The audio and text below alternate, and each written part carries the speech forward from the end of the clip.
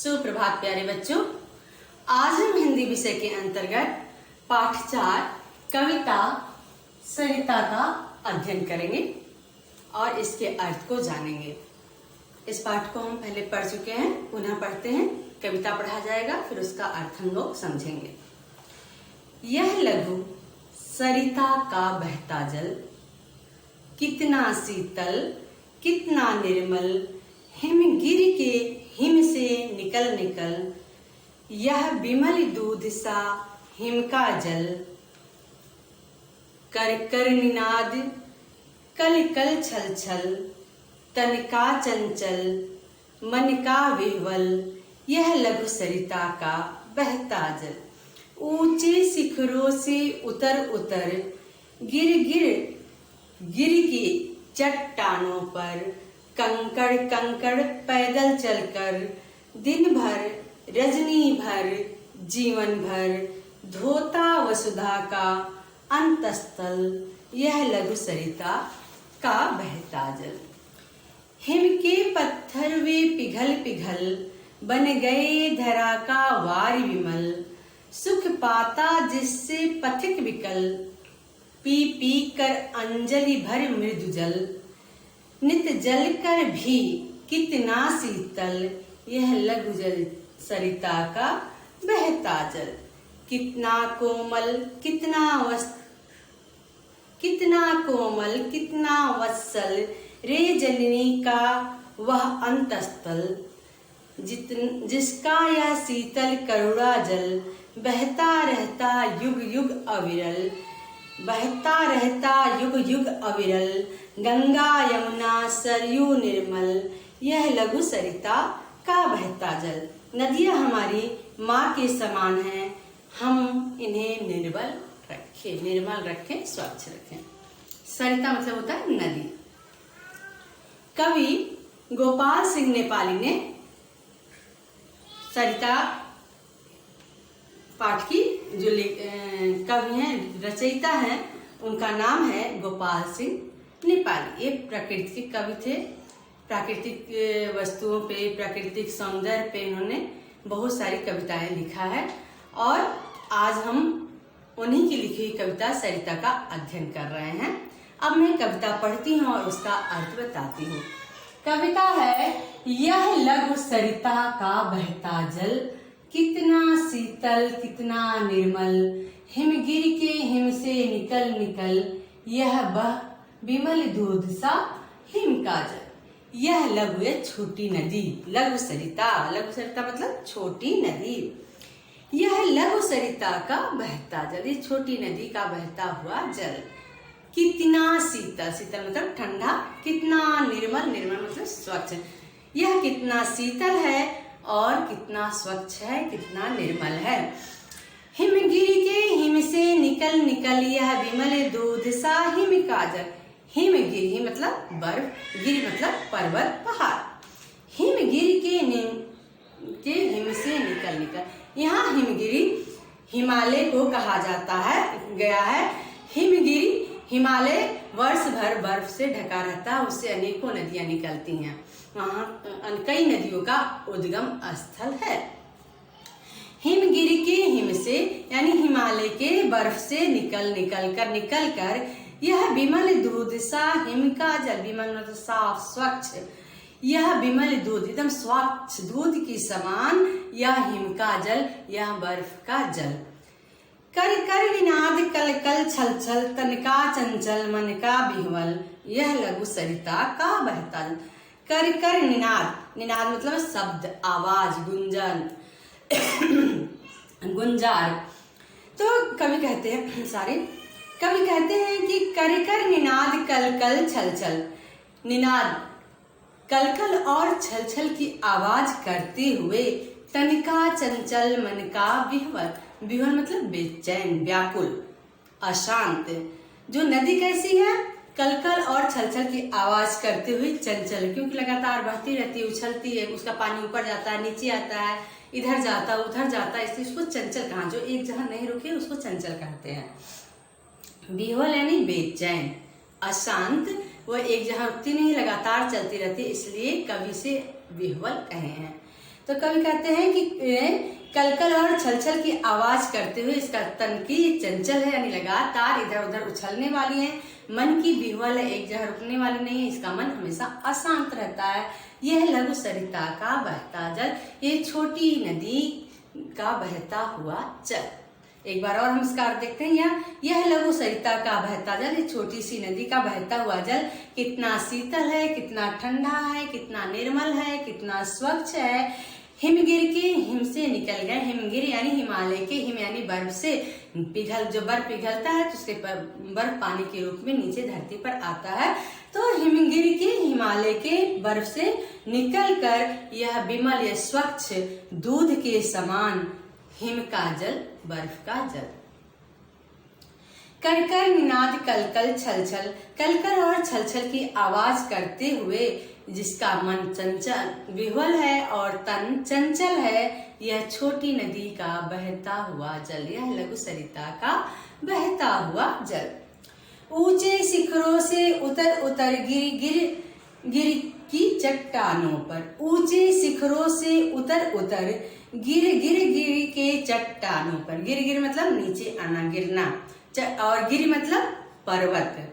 तो लेखक लिखते हैं कि ऊंचे पर्वत के ऊंचे शिखरों से निकल उतर कर यानी नीचे आकर, गिर गिर नीचे यानी नीचे नीचे आते हुए गिर के चट्टानों पर, गिर के चट्टानों पर, ऊंचे शिखरों से उतरकर जो पर्वत की चट्टानें ऊपर गिर कर कंकड़ कंकड़ पैदल चल, लगातार कंकड़ कंकड़ पैदल चलकर यानी सामान्य धरती पर चलते हुए ऊंचे नीचे जो उसके रास्ते में कंकड़ पत्थर आ रहे हैं उससे वो आगे बढ़ती हुई जब बड़ी बड़ी चट्टानें आ जाती हैं, कुछ रुकावट आ जाता है तो नदी का वेग धीरे हो जाता है। जब नदी समतल पे आ जाती तो भी उसका वेग पहाड़ों से जिस तरह उतरती है और समतल पे उसका वेग यानी उसकी रफ्तार, उसकी चाल धीमे हो जाती है। तो लेखक लिखता है कि ऊंचे शिखरों से उतरती है और पर्वतों के चट्टानों पर वो गिरती है, कंकड़ कंकड़ रास्ते में पड़ने वाली जो बाधाएं हैं, इसलिए उसका जो वेग है वो धीरे पड़ गया है, इसलिए कहा गया है पैदल चलकर दिन भर रजनी भर जीवन भर, वह लगातार चलती है, दिन भर चलती है, रात भर चलती है और जीवन भर लगातार चलती ही रहती है। धोता वसुधा का अंतस्थल, यह लघु सरिता का बहता, धोता वसुधा का अंतस्थल, अंतस्थल मीन्स क्या होता है? अंतस्थल मीन्स होता है हृदय, अंतस्थल माने हृदय। धोता मतलब ये जो नदी होती है धरती का हृदय किस तरह धोती है? ऊंचे पर्वत से उतरती है, पर्वतों पे चट्टानों पे चलते चलते वो धरती पर आती है और यहाँ पे जो मिट्टी होती है उसको वो हरा भरा कर देती है, हमारी धरती को हरा भरा कर देती है, खेती की योग्य कर देती है, पानी आ जाता है जिससे धरती पर हरियाली छा जाती है। तो इस तरह धरती का अंतस्थल धोती रहती है यानी धरती के अंदर पानी समा जाती है। यह लघु सरिता का बहता जल, यह छोटी नदी का बहता हुआ जल। हिम के पत्थर वे पिघल पिघल बन गए, धरा का वारी विमल, सुख पाता जिससे पथिक विकल, पी पी कर अंजलि भर मृदु जल, नित जल का भी कितना शीतल, यह लघु सरिता का बहता जल। हिम के पत्थर वे पिघल, जो बर्फ के बड़े बड़े पत्थर हैं वो पिघल पिघल कर बन गए, धरा का वारी में पिघल कर जब वो धरती पर आए तो यहाँ पर स्वच्छ साफ पानी के रूप बन गए। जो हिम के पत्थर हैं, बड़े बड़े बर्फ के पत्थर हैं, वो पिघल पिघल कर जब धरती पर आए तो धरती पर आके साफ स्वच्छ जल के रूप में परिवर्तित हो गए, बन गए।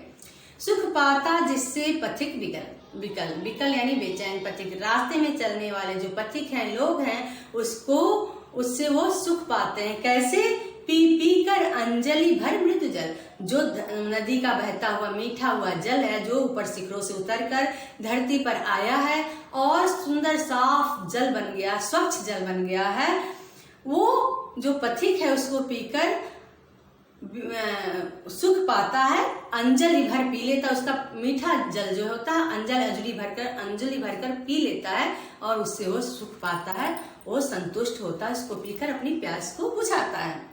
नित जलकर भी कितना शीतल, यह लघु सरिता का बहता जल। नित्य जल, नित्य मतलब हमेशा, यहाँ जल का मतलब होगा जलना, और सूर्य की रोशनी से वो पानी वाष्प बनता रहता है, जलता रहता है। तो कवि कहते हैं कि ये जो जल है हमेशा नित्य, हमेशा वो जलता रहता है, इतना गर्म, सूर्य के प्रकाश से गर्म होता रहता है, फिर भी वह कितना शीतल है, फिर भी वो ठंडा है, ये छोटी नदी का बहता हुआ जल। इस पैराग्राफ का अर्थ एक बार हम और देखेंगे कि बर्फ के पत्थर जो हैं वो पिघल पिघल कर इस धरा पर आकर, इस धरती पर आकर स्वच्छ साफ जल बन गए हैं, और जो पथिक है वो अपने अंजुलि से में भर कर उस मीठे जल को पीता है तो बहुत ही सुख पाता है, संतुष्टि पाता है, उसकी प्यास बुझ जाती है। जो छोटी नदी का बहता हुआ जल है, जो हमेशा सूर्य के प्रकाश से, सूर्य की रोशनी से, सूर्य की गर्मी से, तपती हुई गर्मी से वो जलता है, फिर भी वह कितना शीतल है, यह छोटी नदी का बहता हुआ जल। कितना कोमल, कितना वत्सल रे जननी का वह अंतस्थल जितना, जिसका यह शीतल करुणा जल बहता रहता युग युग अविरल।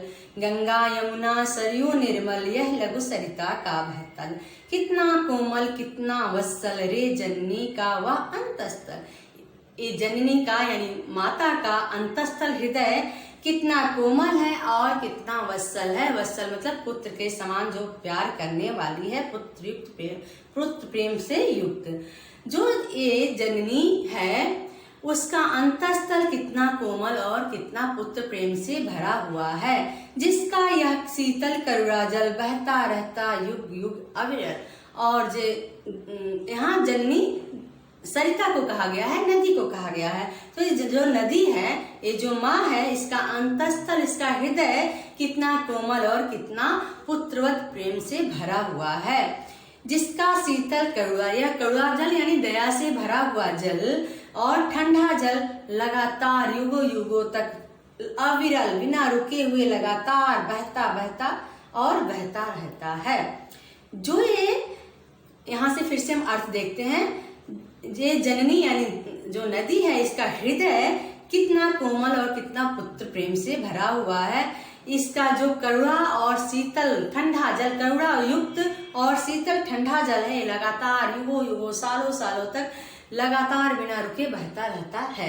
गंगा यमुना सरयू निर्मल यह लघु सरिता का।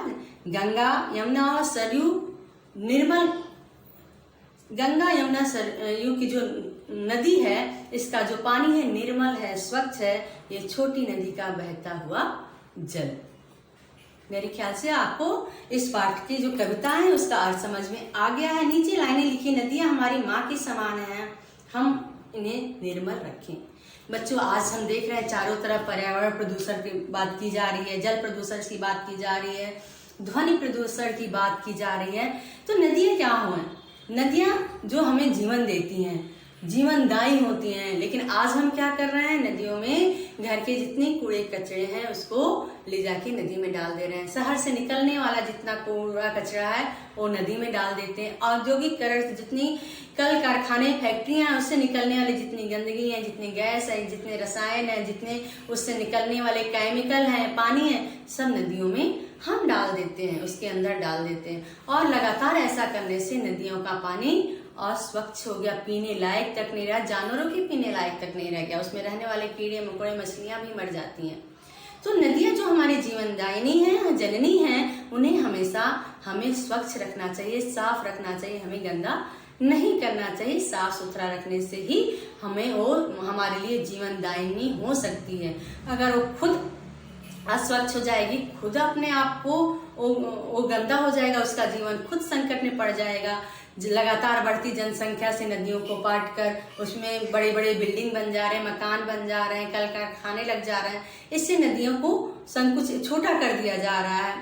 तो इन सारी चीजों को हमको ध्यान रखना चाहिए और नदियों को साफ सुथरा और स्वच्छ रखना चाहिए। सिर्फ नदियों को ही नहीं, हमारे आसपास के जितने भी पर्यावरण हैं, पेड़ पौधे हैं, धरती हैं, अगल बगल की जितनी भी जगह है, इन सारी चीजों को पर्यावरण से बचाना चाहिए। बिना वजह फालतू केमिकल के और की चीजें प्रयोग में नहीं लाना चाहिए। इस तरह हम पेड़ पौधे लगाकर साफ स्वच्छ जल, नदियों का स्वच्छ जल रखकर अपने पर्यावरण को प्रदूषित होने से बचा सकते हैं। धन्यवाद।